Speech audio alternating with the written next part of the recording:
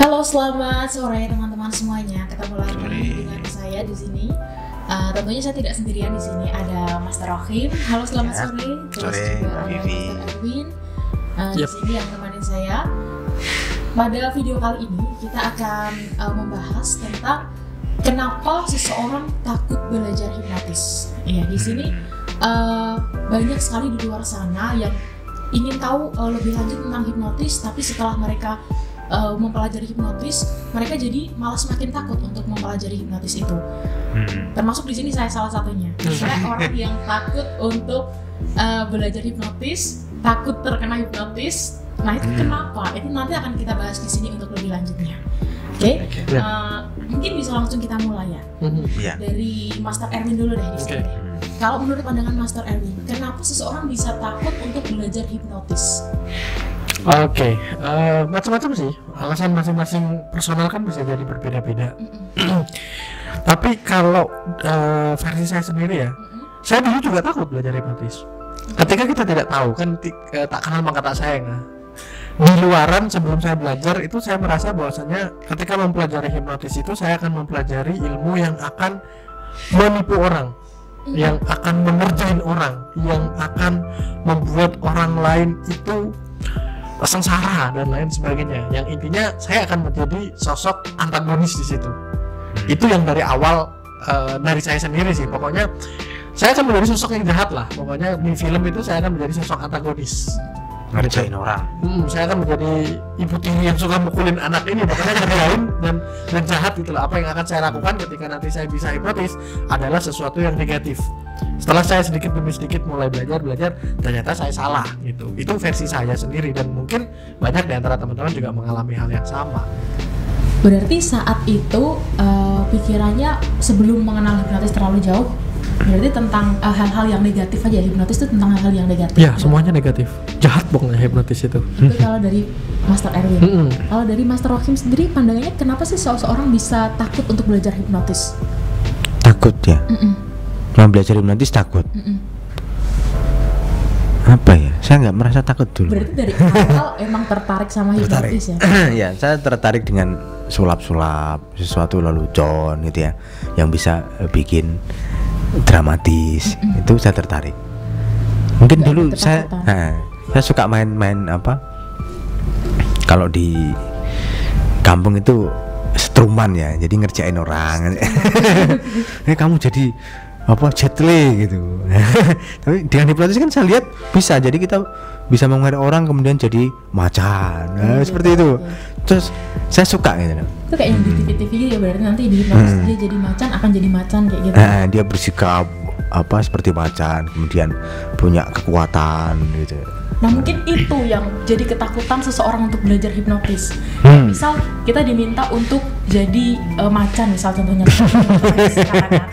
seseorang yang takut belajar hipnotis itu akan ada ketakutan dalam dirinya, gimana kalau nanti setelah saya jadi macan nggak bisa kembali ke semula. Gimana kalau nanti si penghipnotis gagal untuk mengembalikan saya seperti semula. Itu tuh sebenarnya ada nggak masnya kejadian? Itu kan mitos siluman harimau. Awalnya siluman harimau itu dihipnotis biar jadi harimau, tapi nggak bisa balik. Ya enggak lah. Emang ada siluman harimau? Enggak ada sih. Iya makanya. Tapi kan hipnotis untuk seseorang bertingkah seperti macan kan ada. Iya, itu bagian kecil dari hipnotis yang sering kita sebut sebagai stage or street hypnosis or comedy hypnosis, yang intinya adalah untuk keperluan entertain. Itu sebagian kecil sekali di antara yang ternyata luas sekali. Hipnoterapi lah, hipnomarketing lah misalnya, atau hipno yang lainnya, hipno teaching, hipno quit smoking, hipno dan lain sebagainya gitu. Itu bagian kecil tapi memang paling terekspos itu.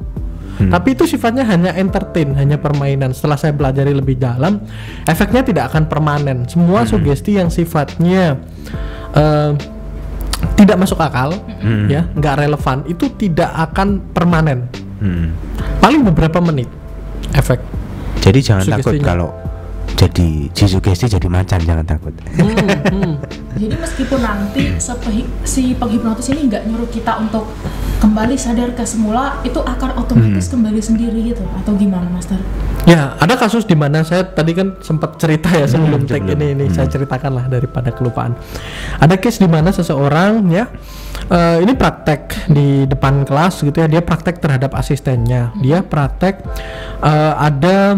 jadi kan ada level-level kondisi bawah sadar ya, ada mulai dari somnambulism, ada coma stage ya, ada super sadar dan lain sebagainya. Nah, dia ingin lebih naik lagi dan sugesti yang diberikan itu salah. Ya, dia mensugesti asistennya itu yang sangat meyakini bahwasannya si tukang hipnotisnya itu ya, yang notabene adalah bos dia begitu ya, itu memang ahli banget untuk menghipnotis ya, jadi mengimani bahwasanya dia itu pinter banget hipnotis, pinter banget menguasai pikiran seseorang. Dia memberikan sugesti dengan kata atau kalimat, oke, sekarang pisahkan ruh dari jasad kamu. Ruh dan jasad. Jadi dia membayangkan diri dia ya semacam seperti ya mungkin mati, mungkin ada kalau rogo sukmo, out of body, ada apalagi clairvoyant dan lain sebagainya, semacam seperti itu. Jadi lebih kepada dia tidak mau bangun, itu 2 hari kondisinya semacam seperti itu. Berarti benar-benar terjadi itu, dia keluar dari raganya atau enggak, dia masih hidup kok. Maksudnya itu denyut jantungnya iya merasakan sensasi semacam seperti itu. Terus karena tadi ya fisiknya mati beneran ya, kayak orang tidur tapi nggak makan nggak minum gitu loh, 2 hari itu nggak makan nggak minum nggak ngomong sama sekali, tapi respon saya yakin respon. Nah, kita kan cerita kronologisnya, terus ternyata itu tadi ya ruh dan jasad. Jadi dia itu merasa seolah-olah ruhnya itu keluar daripada jasadnya, dan kita ngomong sama jasadnya sementara ruhnya nggak ada di situ. Sensasi yang ditimbulkan itu semacam seperti itu. Nah, karena ruh dan jasad ini sementara waktu berpisah, kita sugestikan aja, oke, kalau begitu saya ngomong sama ruh kamu, itu dia respon. Oh gitu. Gitu aja. Itu salah sugesti sebetulnya. Berarti nanti setelah kita ngomong sama ruhnya juga akan kembali lagi ya? Itu sebetulnya nggak benar-benar hilang kok, tanda-tanda vitalnya masih ada, dia masih napas, masih ini. Kalau kita mau jahat ya, sebetulnya kalau dia dibiarin aja terus-menerus kayak gitu, lapar atau haus, dia bakalan buka mata, cuman dia masih merasakan itu tadi loh, sensasi di mana kan nggak semudah itu ya untuk seolah-olah keluar dari jasadnya atau apa gitu. Kenapa saya bisa ngomong semacam seperti itu? Saya menanyakan pertanyaan yang seharusnya bisa dijawab oleh ruh. Kalau memang benar-benar keluar, dia nggak bisa. Jadi saat dia berada di posisi dia merasa keluar dari ruhnya, terus disugesti bicara dengan ruh, itu nggak dilakukan. Ketika awal kan kita nggak berbicara sama ruhnya, kita ngomong sama jasadnya, itu dia nggak respon sama sekali, kayak romantis. Tapi ketika kita oke, sekarang saya berbicara dengan ruh kamu, dia respon. Berarti masih nyambung. Ruhnya masih nyambung. Tetap jasadnya yang berbicara tadi. Terus kita minta untuk kembali bersama kita. Awalnya dia sempat nolak gitu ya, katanya ini dan segala macam gitu, tapi ya dia masih punya tanggung jawab di dunia. Kita semacam seperti itulah. Kita iakan bahwasanya dia semacam seolah-olah berpisah dari ruh dan jasadnya, padahal itu seolah-olah sensasinya aja. Seolah-olah saja terjadi ya. Hanya dia yang merasakan seperti itu. Tapi kembali dengan sendirinya saat itu. Bisa kembali dengan sugesti yang kita berikan. Kita minta dia untuk kembali karena tadi loh dia masih punya tanggung jawab, dia punya anak istri yang harus dinafkahi misalnya, belum saatnya kamu untuk ini. Ya kita mengiyakan dia seolah-olah mati suri, padahal kita tahu enggak, itu cuma sensasinya dia saja. Ya, berarti terjawab nih ketakutan yang pertama, yaitu kita takut untuk kembali ke semula, keadaan semula kita. Itu salah ya sebenarnya, berarti kita tetap bisa kembali ke keadaan semula kita, meskipun itu dengan sendirinya. Kita akan merasa seperti yang tadi disebutkan Master Erwin, nanti kalau kita biarin juga pasti dia akan terbangun karena merasa lapar, merasa haus itu tadi kan. Ya, naluriah manusia kan pasti akan tetap ini, cuman ya kasihan gitu loh. Nah, yang selanjutnya adalah ketakutan di sini, yaitu ketika si penghipnotis akan masuk ke pikiran kita dan menguasai semua pikiran kita. Itu bisa nggak seperti itu, Master? Menguasai ya? Iya, ini Master Rocky mungkin yang akan saya teringat pas di Surabaya. Saya hipnotis anak SMP ya, kemudian saya takut-takuti hantu. Itu dia lari sampai nyebrang jalan. Oke. Tadi pertanyaannya apa? Menguasai pikiran. Menguasai pikiran ya. Si penghipnotis menguasai pikiran kita, seluruh pikiran kita. Itu bisa Bang nggak kayak gitu? Nah, itu kan terkuasai ya.